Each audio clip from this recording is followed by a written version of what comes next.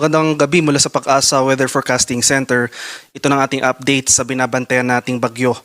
Bagyong Nando sa loob ng ating Philippine Area of Responsibility. Huling namataan yung sentro ng mata ni Super Typhoon Nando kaninang alas 10 ng gabi sa layong 360 kilometers silangan ng Kalayan sa may Cagayan.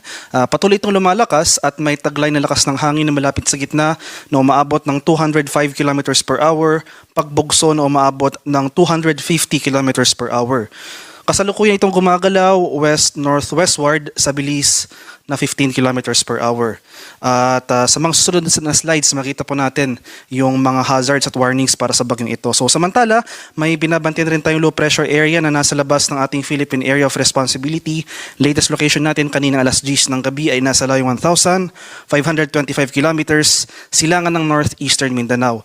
So low chance na maging bagyo ito within the next 24 hours pero hindi natin tinatanggal yung posibilidad ng development sa mga susunod na araw. Itong epekto ni Bagyong Nando ay nararamdaman sa malaking bahagi ng Hilaga at Gitnang Luzon, samantala yung southwest monsoon o yung habagat na hinahatak ng nasabing bagyo nagdudulot naman ng mga pag-ulan at kaulapan dito sa area ng southern Luzon including Metro Manila, buong Visayas at sa may Mindanao. At ito yung ating latest track and intensity forecast para kay Nando na na-issue natin kaninang alas 11 ng gabi. So makikita natin dito sa ating latest track intensity forecast itong yellow na bilog. Ito yung mga lugar or ito yung area na kung saan mararanasan natin yung mga malalakas na hangin. So as I speak, as of the moment, nakakaranas na tayo ng mga pagbugso ng hangin dito sa areas ng northern and dito sa silangang bahagi ng Central Luzon. Samantala, ito namang bilog, itong pulang bilog, ito naman yung tinatawag nating typhoon force winds. So dito nakakonsentrate yung mga pinakamalalakas na hangin na dulot ng bagyo.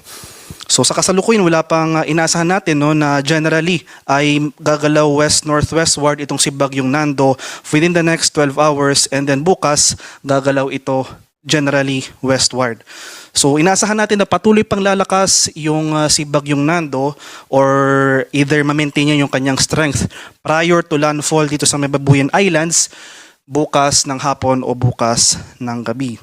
Inasahan natin na posibleng lumabas ito ng ating Philippine Area of Responsibility by Tuesday. So punta naman tayo sa ating latest tropical cyclone wind signals na in-issue para sa bagyong ito.